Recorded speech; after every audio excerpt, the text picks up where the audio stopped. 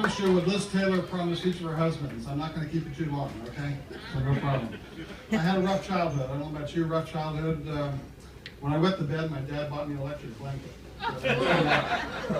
My mom, she wasn't real sharp either. I mean, when she heard that most accidents happen within a mile of your house, we moved. Okay, so don't you just love cruising? I mean, what's the deal with these powerful toilets? I mean, I sat down, I flushed, and I found myself in the hot tub. You know, I do get a little tired of all the stuff they try to sell you every time we come to port. I mean, do they think we just got off the ship or something? I mean, what's with taking pictures with the captain too? Does anybody do that with a Greyhound driver? I don't get it. Okay. So how's the food? Are you getting enough? Yeah. I love food. I eat every day, really I do. And in fact, I love food so much I have mirrors on my dining room ceiling, okay? I get on the scale and it says, please, one at a time. I had a shoe shine the other day and I had to take the guy's word for it. But I am doing Weight Watchers now. Well, on Tuesdays and Fridays, but you know, it's a start. You don't just wake up with a body like this. First, you got to buy me a couple drinks, okay? So, I'll wait. The only exercise that I get these days is wrestling with my conscience. I've been dieting for 3 weeks, and so far I'm down 21 days. I've got more chins than the Hong Kong phone booth.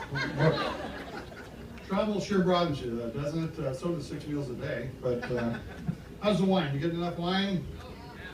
Wine is actually the very reason I get up every afternoon. It really is. Wine improves with age. The older I get, the more I seem to like it. When I was dating, I asked a girl once, can I buy you a glass of wine? She goes, can I have the cash instead? Any newlyweds here tonight? How's the honeymoon? Getting enough? Yeah. When a newlywed couple smiles, everyone knows why. When a long-married couple smiles, everyone wonders why. There's my wife, Susan. Notice how she's always smiling? Can you blame her? I was bragging to a friend how I had made love to Susan for 1 hour and 3 minutes. And he had to go and remind me that was the night we set the clocks forward.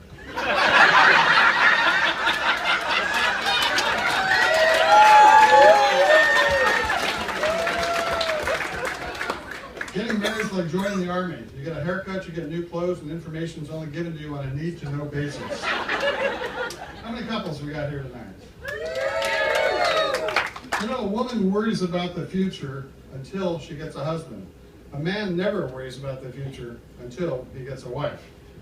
Yeah. There's a recent study, I don't know if you saw this, a recent study came out, they discovered a food that reduces a woman's sexual desire by 90%. Reduces her desire by 90%. Yeah, it's called wedding cake, unfortunately. I used to be afraid of getting married. You know, I read the statistics just like you do. 50% of marriages end up staying together forever. I told my 8-year-old nephew I was going to a birthday party of somebody born in 1966. I said, how old will that person be? And he goes, man or woman? Smart kid. Susan and I travel a lot together. She's been to over 50 countries. I've taken her all over the world, and somehow she keeps finding her way back. But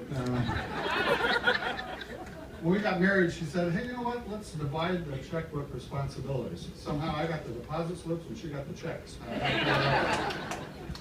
Sigmund Freud, brilliant guy, said, I've studied women for over 38 years and I simply have one question. What do you want? That's the question. Okay, here's a joke that the guys are going to love, but your wives aren't. So guys, I know that you're not going to want to laugh out loud because you're going to get in trouble. But there's always a question of what is unconditional love really about? And I have this test for you. You take your wife and your dog, you put them in the trunk of your car, you drive around for an hour, open up the trunk, and then see which one's happy to see you. That's unconditional love. All right, let's give it a nice